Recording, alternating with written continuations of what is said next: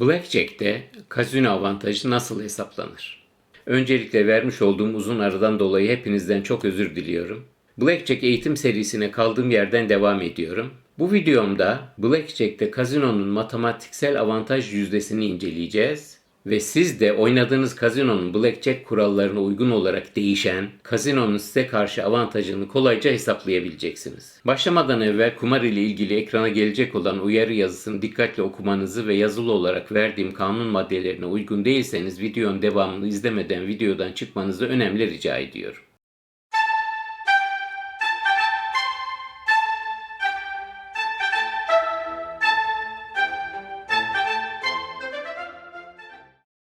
Sevgili dostlar, evet, bildiğiniz gibi bir kazinoda kazinonun oynanan bütün oyunlarda matematiksel bir avantajı vardır. Yani kumar oynayan sizsiniz, kazino değil. Kazino kazancını şansa değil, kesin bir matematiğe dayandırır. Kazinonun oyunlardaki matematiksel avantajına EV yani Expected Value veya diğer adıyla House Edge denir. Ben bu kazino avantajını bütün videolarımda kısaca kasa avantajı olarak isimlendirdim. Bu videomda Blackjack'te kazinonun değişik kurallarına uygun olarak bu kasa avantajını nasıl hesaplayacağınızı size göstereceğim ve öğreteceğim. Sakın bunun zor bir hesap olduğunu zannetmeyin. Siz de bu videonun sonunda oynadığınız kazinonun Blackjack kurallarına dayanan kasa avantajını kolaylıkla hesaplayabileceksiniz. Blackjack kuralları derken şunu kastediyorum. Biliyorsunuz her coğrafyada, her kazinoda değişen kurallar var ve kasa avantajını bu kurallar belirliyor. Bir örnek vereyim. İki misli bahis hakkınızı kısıtlıyorlarsa kasa avantajı kazino lehine artar. Bilmeyenleriniz için kazinolardaki bazı oyunların kasa avantajı yüzdesi nedir onları size bir hatırlatayım. Sevgili dostlar, bu oran Blackjack'te yaklaşık %-0,30'a kadar düşebilir. Bakın, %yarımdan az. Slot oyunlarında ise kabaca -%4 ile -%20 arasındadır. Rus pokerinde kasaya karşı tek oyuncu oynadığında -2,02, Texas Hold'em'da -%2,19 ve tek sıfırlı rulette ise -%2,70'tir.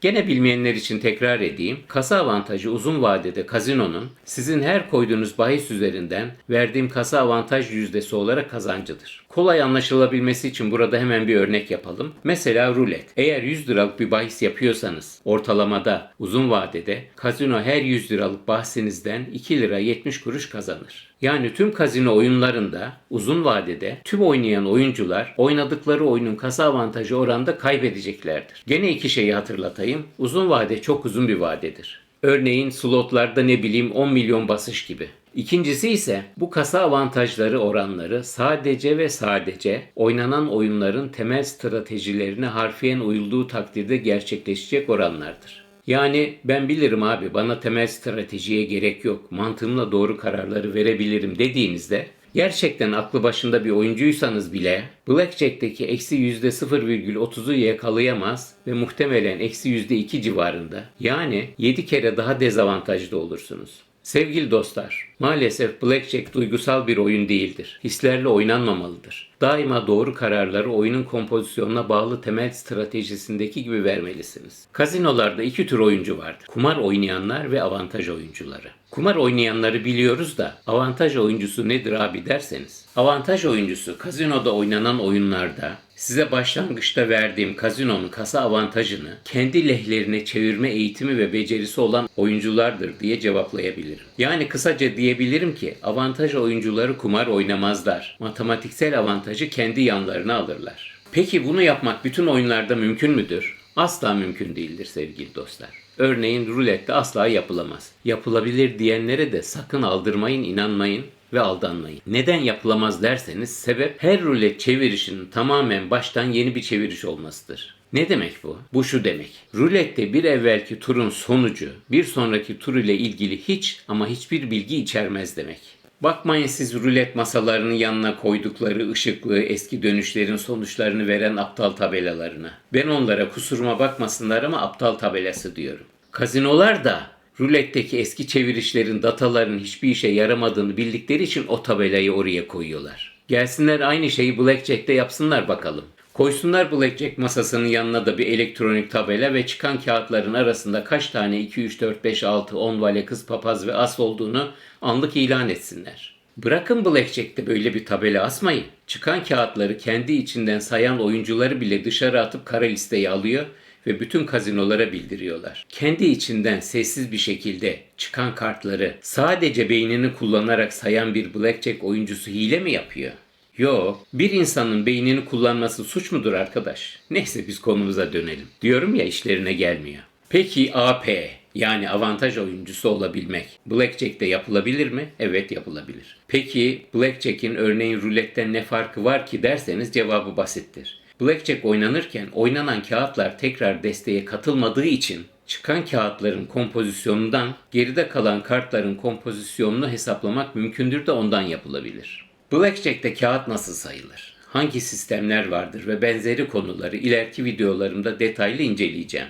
Onun için şimdilik biz gene kendi konumuza dönelim. Şimdi kağıt saymayan bir oyuncu için değişen blackjack kurallarına göre değişen kasa avantajları nasıl hesaplanır ona bakalım. Ben size burada oyunun 8 ve 6 desteği içinde kasa avantajlarını veriyorum. Bu verdiğim rakamlar yüzde cinsindendir. Yani örneğin 8 desteği için verdiğim kasa avantajı eksi 0,573 ya, o aslında yüzde eksi 0,573 demektir. Bakın ben bu referans yüzdesi olan yüzde eksi 0,546 ve yüzde eksi 0,573 rakamlarını Don Schlesinger'ın Blackjack Attack 3. baskı kitabından aldım. Bu yüzdeler milyonlar hatta milyarlarca bilgisayar simülasyonu sonucunda ortaya çıkmış ve tüm Blackjack otoritelerinin mutabık olduğu kasa avantajlarıdır. Burada Don Schlesinger kendinin belirlediği referans kurallar için bu hesabı yapmış, biz ise 6 ve 8 deste için hesaplanmış bu referans değerlerini alacağız ve sonrasında da sizin oynadığınız Blackjack oyununun kendine özgü kurallarına göre modifiye edeceğiz ve mutlak doğru sonuca ulaşacağız.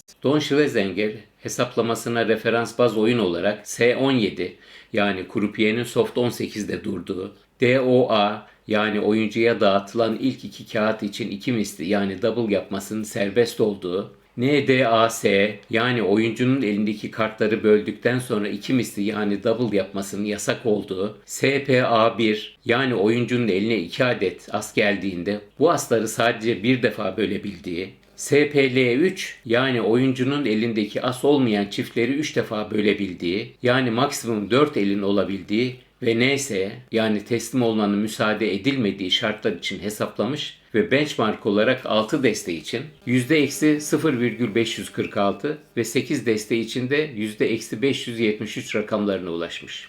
Ben de kontrol ettim. Her otoritede de aynı sonuçlar var sevgili dostlar. Yani bu değerleri gönül rahatlığıyla kabul edebiliriz, kabul edebilirsiniz. Benchmark 6 deste, 8 deste, eksi %0,546, eksi 0,573. Şimdi biz bazı kurallar değiştiğinde bu referans benchmarklar bizim için hangi değerlere ulaşıyor onları hesaplayacağız. Çünkü bizim yakın coğrafyamızda farklı kurallar var. İlk olarak S17 okey.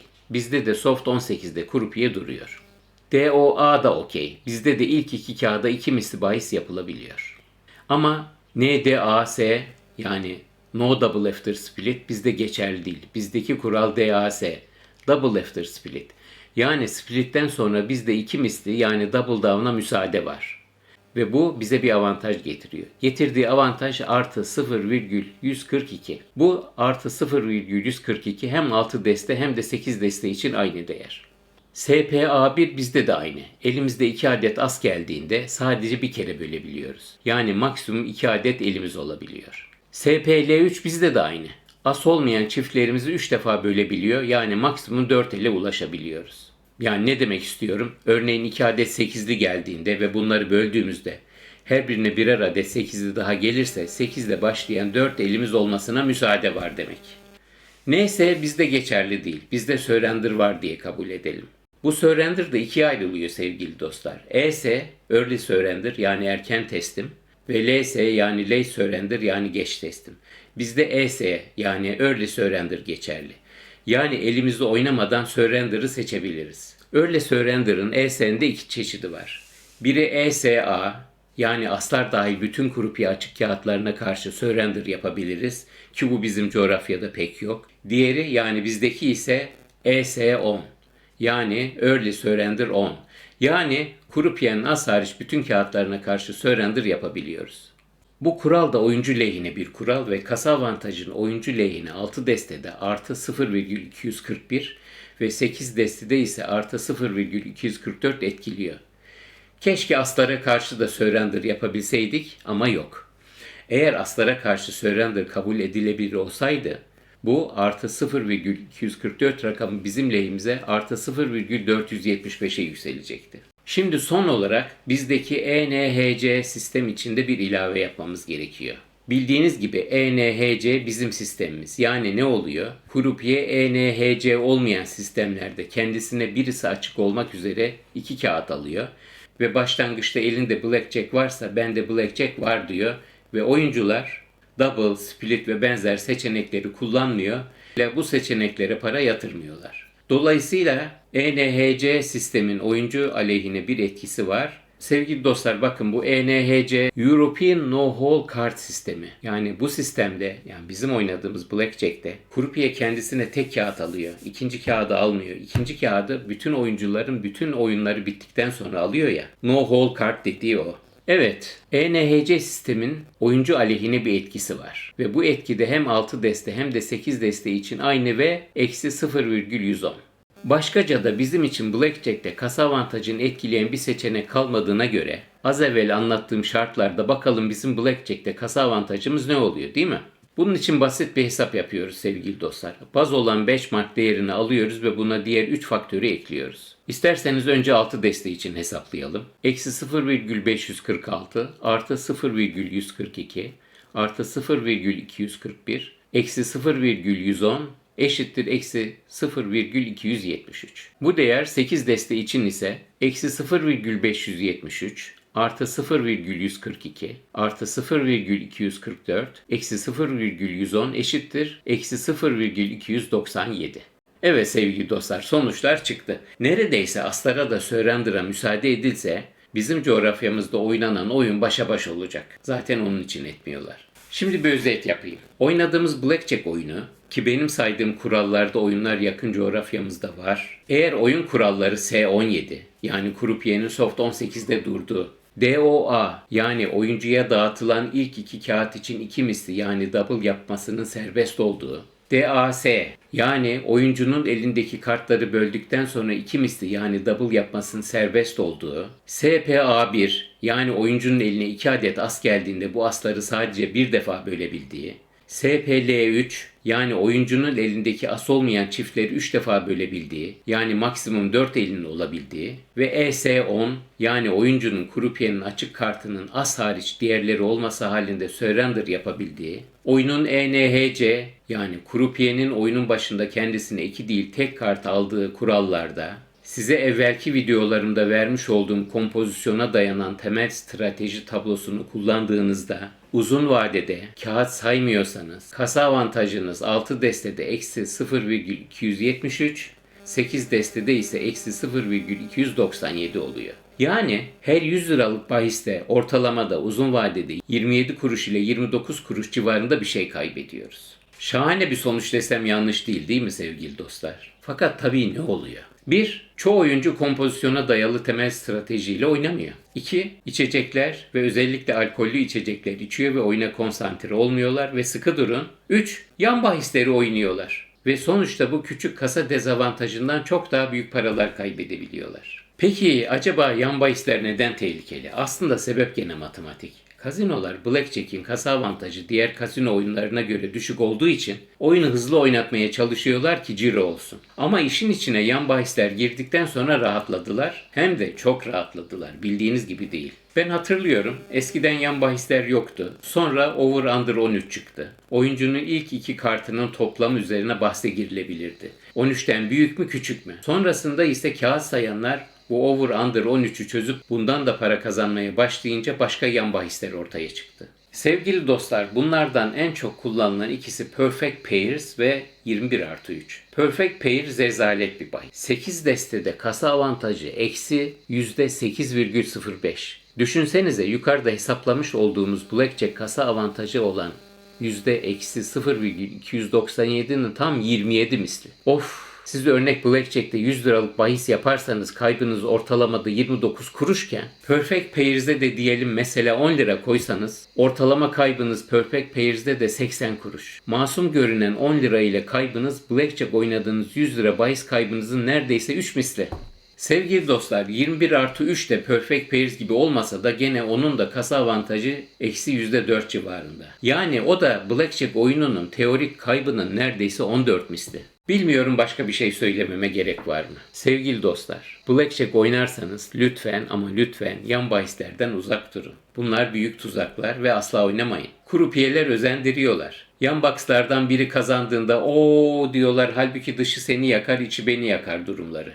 İşin tuhafı, yan bahisten kazanan da genellikle bu hesabı yapmamış oluyor. Birden piyango gibi yan bahis kazancı çıkınca çok mutlu oluyor. Halbuki Blackjack bahislerin hesabını ayrı, yan bahislerin hesabını ayrı tutabilse gerçeği görecek ama nerede? Sevgili dostlar, bu konuyu noktalamadan evvel bazı yüzdelere yakından bakmamızda yarar var. Hani şimdi ne dedik? İşte Blackjack'te kasa avantajı eksi %0,30 dedik. Hadi eksi %0,50 bile olsa küçük bir rakam. Bildiğiniz gibi Blackjack oyunlarında bazı yerlerde Blackjack bulduğunuzda size 3'e 2 değil 6'ya 5 ödeme yapıyorlar.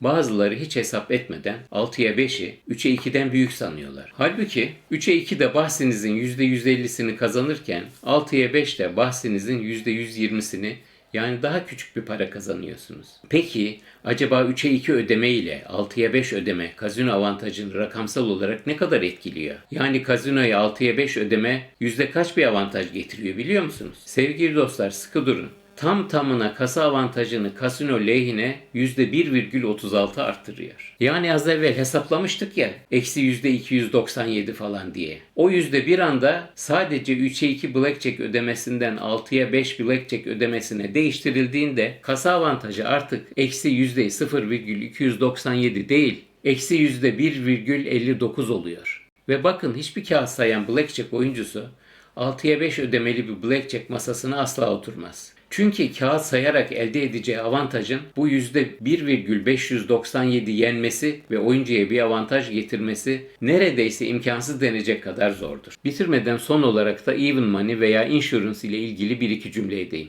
Sevgili dostlar, elinize Blackjack geldiğinde kasanın muhtemel Blackjack çıkarması tehlikesi karşısında hiçbir zaman ama hiçbir zaman eşit parayı kabul etmeyin. Aynı şekilde krupiyenin sigorta teklifini de hiçbir zaman kabul etmeyin. Her ikisi de aleyhinizedir ve kasa avantajı eksi %7 civarındadır. Krupiyenin muhtemel Blackjack çıkarma ihtimaline karşı eşit para veya sigorta teklifini ancak ve ancak siz kağıt sayıyorsanız ve count sizin lehinize ise kabul edebilirsiniz. Bu arada da Even Money ve Insurance birer yan bahistir sevgili dostlar. Blackjack oyunun içinde değildir. Zaten almanıza gerek yok, mecbur değilsiniz. Ana oyunun parçası değillerdir. Evet sevgili dostlar, bu videomun da sonuna geldik. Bu kanalda kazino oyunlarının matematiklerini inceleyerek siz oyunculara en doğru oyun taktiklerini bilimsel olarak vermeye çalışıyorum ki şansınızı arttırabilirsiniz. Blackjack ile ilgili bundan sonraki videomda masanın neresinde oturmalısınız? Nereye oturduğunuz fark eder mi? Ve acaba tek box oynamakla birden çok box Blackjack oynamak neleri değiştirir konularını işleyeceğim.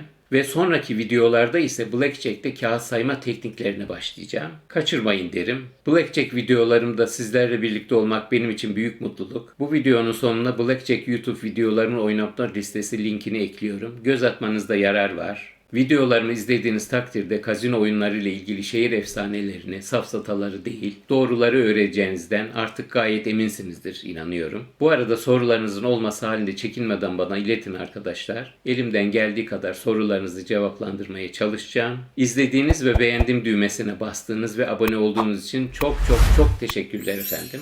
Bu arada YouTube beğendim seçeneğin yanına şimdilerde bir de hype seçeneği koymuş. Bunu Türkçe'ye abartmak veya şımartmak gibi tercüme edebilirim. İsterseniz ona da bir basın. Gerçi siz artık beni tanıyorsunuz ve şımarmayacağımı da biliyorsunuz ama olsun. Saygılarımla, cebiniz mühendisi efendim.